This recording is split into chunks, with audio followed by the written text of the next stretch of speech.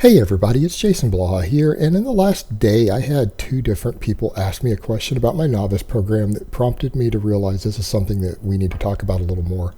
First of all, I had an advanced lifter who I know who has been competing in powerlifting for 2 years now, who was thinking about running my novice 5x5 while he was cutting to try to maintain his strength a little bit because it's more of a novice program. And then I had a subscriber asking me about it in the comments who was saying he's been running it over a year and he has some questions about adding extra bicep work. And this is stuff that we need to talk about here, guys. Basically, you need to understand if you're a novice, an intermediate, or an advanced lifter. And the reason it is important to accurately know where you fall is so that number one, you don't run programs that will cause you to injure yourself. And number two, so that you make progress that is appropriate for the level of advancement you are.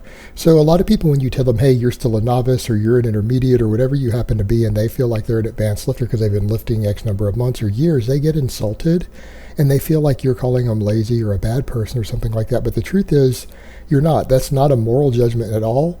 That is how strong you are. That's it. How much work capacity you have, how much workload you can handle based upon your training experience. That's all it comes down to. And even if you've been training really hard, you've been training in a way that's inappropriate, you might be further down the line than you think you are. But that's not an insult. It doesn't make you a bad person. What that means is that you've got more room to grow more quickly. And if you guys simply Google strength standards, that will give you a great idea of knowing where you are, so that you can run appropriate programs for yourself. And the best way to tell, run one that gives you a strength standard for things like squat, deadlift, bench press, overhead press. You can even put in reps to determine your maxes, and then that will determine where you're at. And those charts, a lot of people will be like, well, I'm falling in different categories. Look, go by your biggest lifts. If you're squat and your deadlift, which use the most muscles in your body, you're novice, and your bench press is advanced, then you're a novice still. Because overall, your body isn't trained to its full capacity yet, and there's nothing wrong with that. Remember, selecting the correct type of program based upon your experience and strength level is what's actually going to give you the best results. So if you've been training a while and some of your numbers, especially on the big lifts, are still in the novice range or early intermediate, then that means that you're going to be able to grow really fast. Go ahead and take advantage of that. Swallow your ego. Just admit, hey, I'm still a novice or early intermediate. Go on the right program, and you're going to find yourself getting to advanced a lot faster. It means you've got room to grow. It's actually a good thing in a way, because it means that you can make tremendous amounts of progress if you follow the right type of programming. Now, there's several factors to consider there. The thing that you've got to factor in, first of all, is progress. Most novice programs have people working with percentages of their maxes that are pretty high for pretty high volume and reps.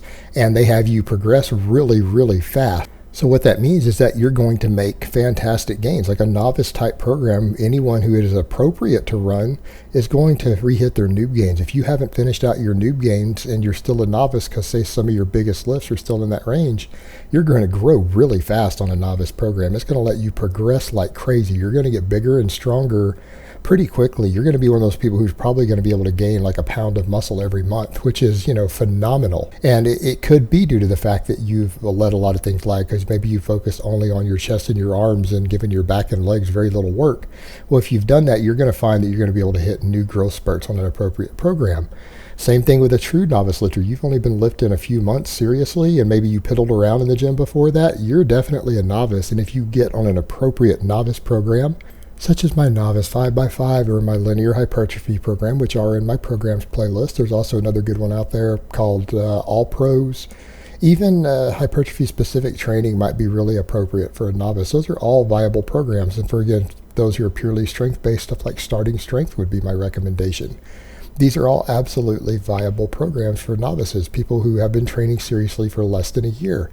And if you run an appropriate program, you're going to milk out your noob gains all the way. You're going to get as big and strong as possible, because that is an appropriate type program. There's nothing else that's going to give you faster results than running a program that is really ideal for your progress level and not thinking that you're more advanced than you really are. Trust me on this one. It's so much in your best interest to get it right. I'm trying to help people when I say that, and not belittle them when I say, hey, you should be running a novice program. Remember, that's not an insult. That is actually trying to give you the best gains possible, because I want to see people make progress. I want to see people do well. And sometimes that requires people to make an honest assessment of where they are. Now, the other factor is going to be the injury factor. When we go to the other end, such as me having an advanced lifter wanting to run my novice 5x5, well, my novice 5x5 has people starting with 80% of their 1 rep max on the squat, for example, and doing 5 sets of 5 3 times a week and adding weight every single time. Well, that becomes a problem for the advanced lifter, because what they have happen, let's say that you're a more advanced lifter and you can squat 450 pounds raw. That means that you have to start with around 360 pounds and do 5 sets of 5 Monday. When you get that, you go up 5 pounds again to go to 365. The next day, you come up to 370, then 375. What's going to happen within 2 weeks? You're going to end up having a weight at the 2 to 3 week mark that is so heavy that you can't recover from it. Because by the time you get up to around 480 pounds for 5 sets of 5 every 48 hours, when your max squat is 450, what do you think is going to happen? You're going to be burned out by then. Probably by that 2 week mark, if not the 3 week mark, that advanced lifter is going to start overreaching because those workloads are way too high. You have to work with a threshold that you can recover from. And something people forget, it is far more difficult on your body to squat 365 for 5 sets of 5 every single time you train than it is to squat 225 for 5 sets of 5. And I know a lot of people are like, well, strength is relative. That person is stronger, so they should be able to handle more. They can handle more and their work capacity is higher, but their recovery doesn't necessarily improve in proportion to their strength. So again, I want to repeat that point. Work capacity goes up in proportion to strength, but recovery does not always increase proportionately to strength. It tends to have a diminished return curve. So if you double your strength, let's say you go from a 200 squat to a 400 pound squat, your strength and work capacity has doubled, but your recovery is at best going to increase about 50%.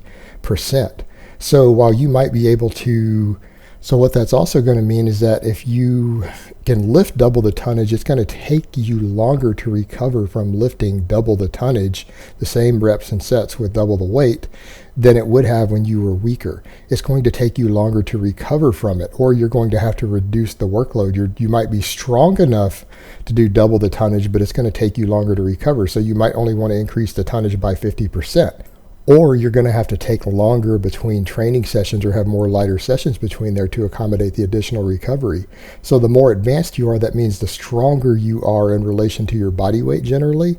So as the strength goes up, your ability to generate workload increases, but your ability to recover from it doesn't increase at the same rate. It increases slower. So if you try to continue the same reps and sets that pushed you to the bleeding edge at a given frequency, when you're at a certain strength level, by the time you've increased your strength dramatically and say you're 50% or 100% stronger than you were, you're not going to be able to handle the same reps and sets that you could and recover at the same rate anymore. And that's a big factor people forget about. Again, it's hard on your body. It's not just your muscles that get taxed from the heavy tonnage, all these pounds and pounds and pounds lifted.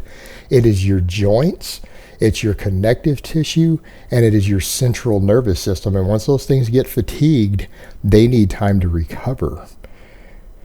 And that recovery, again, doesn't always go in proportion to your work capacity. So what you're going to find is that a program relative to your strength might allow you to lift massive amounts of tonnage at a high frequency when you're a novice. And as you get more advanced, you are not going to be able to recover from that workout any longer using the exact same percentage of your maxes for the reps, sets, and frequency that you were before. You're going to have to reduce something to recover, and you're not going to be able to progress as fast. You're not going to be able to just come in and keep adding weight session after session for 2 weeks or 3 weeks straight like you can as a novice. It's not going to happen. It's going to bury your recovery. And what also will happen, you're going to get overuse injuries at a much, much higher rate because you are lifting far more tonnage than maybe your connective tissue can recover from over and over and over, and you are more likely to get fatigued during your workout and have a form breakdown with a very heavy weight that's going to injure you, or you are more likely to damage or irritate a tendon or connective tissue due to overuse. And when it gets too overused, it starts to get inflamed, it gets weaker, and then something slips on your form with a heavy weight, and bam, you pop a tendon off the bone that now has to be surgically reattached, or you might not be able to train again the way that you want. So those are the factors that you need to consider. If you're a novice, you shouldn't run a program more advanced than you are, because you'll get slower gains, way slower gains than you could have for the same amount of time in the gym. And if you're more advanced, running a program that is for someone more novice than you will subject you to workloads relative to your strength that your recovery and your connective tissue might not be able to handle over time. So it's very important to accurately assess where you are and run appropriate programs. All right, guys, but that's really all I have to say on that today. I hope it's been informative, and I will talk to you guys next time.